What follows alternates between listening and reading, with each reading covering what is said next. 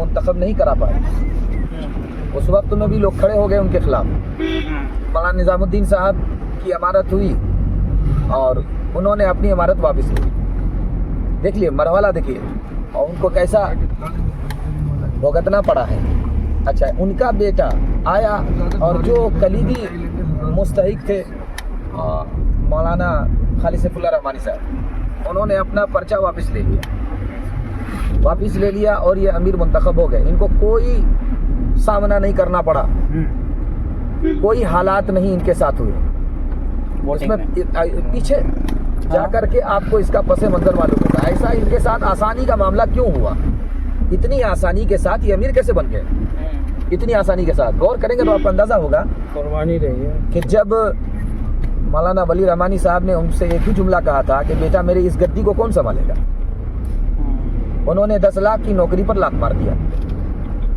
اب امریکہ میں 500 انجینئر کو اپنے ماتحتی میں لے کر کے چلنے والا اور 10 لاکھ روپیہ ایک مہینے میں کمانے والا, اس نے اپنے باپ کے جملے کی لاج رکھتے ہوئے کہ اس گدی کو کون سنبھالے گا, اس نے لات مار دیا. قربانی دیکھیے پہلے.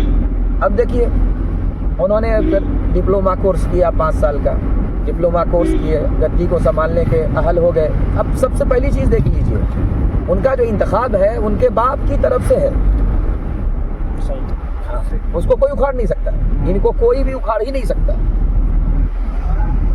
اب وہ اللہ کا ولی تھا, وہ جانتا تھا کہ اس کی حفاظت کون کر سکتا ہے, امارت کی امانت کی حفاظت کون کر سکتا ہے.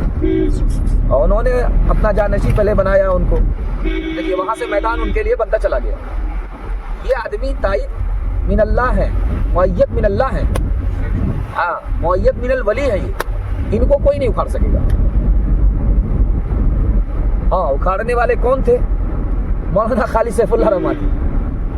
مولانا انیس الرحمان صاحب کی کوئی حیثیت نہیں ہے, چونکہ عمارت سے وہ بے دخل ہو چکے, ان کی کوئی حیثیت نہیں. حیثیت اگر کسی شخصیت کی تھی خالد سیف اللہ صاحب کی تھی. لیکن دیکھیے اب یہاں ایک سوال ہوتا ہے کہ اتنی بڑی شخصیت کو مولانا ولی رحمانی صاحب کیسے نظر انداز کر کے چلنا چاہتے تھے. لیکن دیکھیے ان کے لیے تو اصل میں مسلم پرسن اللہ کا انتخاب ہونا تھا, صحیح بات, جو اس سے بڑا کلیدی عہدہ تھا.